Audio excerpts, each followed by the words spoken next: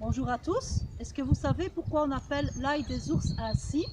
Eh bien, je vais vous le raconter, mais ce n'est qu'une petite interprétation modeste et personnelle d'une mythologie, d'une histoire très très ancienne, une histoire orientale. Et il faut remonter à l'aube des temps, à l'aube de l'humanité même.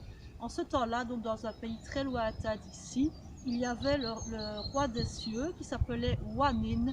Et le roi des cieux avait un fils, oui, il était donc chargé de famille. Et il avait donc un fils qui s'appelait Wanung. Donc retenez bien ce nom, Wanung. Et le fils grandissait dans l'amour, en tout cas, de la famille, de son père, etc. Et il devenait grand, beau, intelligent.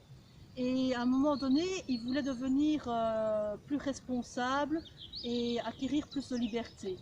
Alors pour cela, il se décida à aller chez son père, le roi, le souverain des cieux, et lui dit quelque chose du style: Père, voilà, je voudrais devenir plus indépendant et avoir un royaume à ma charge, le royaume des humains. Est-ce que tu veux bien? Là-dessus, le père, flatté, un petit peu triste malgré tout, décida de lui accorder effectivement un royaume sur le plancher des vaches, hein, sur terre. Et il ouvrit le portail du paradis et dit: voilà mon fils, descends maintenant dans ce lieu que je te donne. C'est sur un mont ici, et c'était le mont Tabac. Donc le fils descendit sur le mont Tabac, accompagné de 3000 esprits. Ils font dit là une ville sacrée, Shiva, et sur le mont Tabac, donc, ou en tout cas à proximité. Et il était accompagné donc de 3000 esprits, comme je l'ai dit, mais il avait aussi un ministère de 360 ministres. Alors vous imaginez, 360 ministres, c'est autre chose qu'ici en Belgique encore, donc on est encore loin d'être champion du coup, hein, même si on croit qu'on l'est. Hein. Donc voilà. Et donc dans ces ministres, il y avait le noble esprit du vent, le noble esprit de la pluie, le noble esprit des arbres, etc., etc. Et le règne de Wanung était prospère, était bien heureux.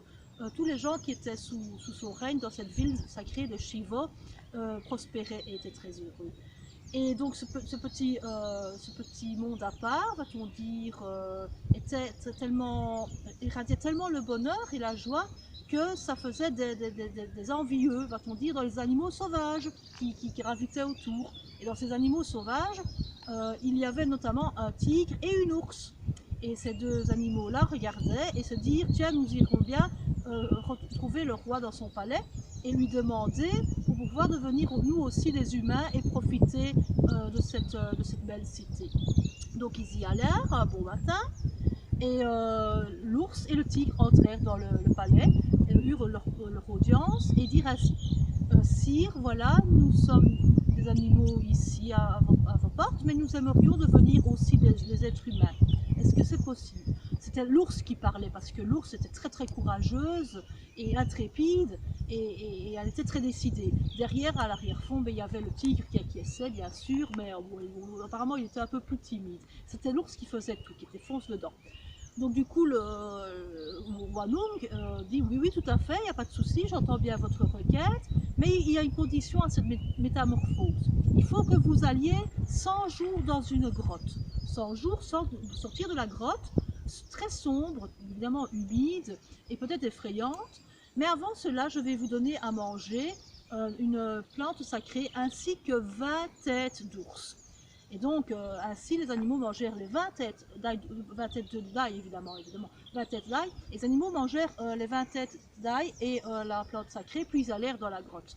Après quelques jours, le tigre ne tint pas et dut absolument sortir pour aller manger. Tant pis pour lui, il ne fut pas transformé en être humain. Tandis que l'ours, elle, courageuse, eh bien, elle alla jusqu'au bout de ses 100 journées dans l'obscurité de la grotte, sans voir le jour. Et lorsqu'elle sortit, la métamorphose s'était faite, elle était devenue une très belle femme. Et ainsi, toute heureuse de l'accomplissement de la promesse du souverain envers elle, elle décida tous les jours d'amener une offrande dans le palais au-dessus du mont Tobac, là. Et c'est ainsi que depuis lors, depuis des générations d'ours, les autres ours mangent l'ail de l'ours en hommage à leur lointaine ancêtre. Voilà.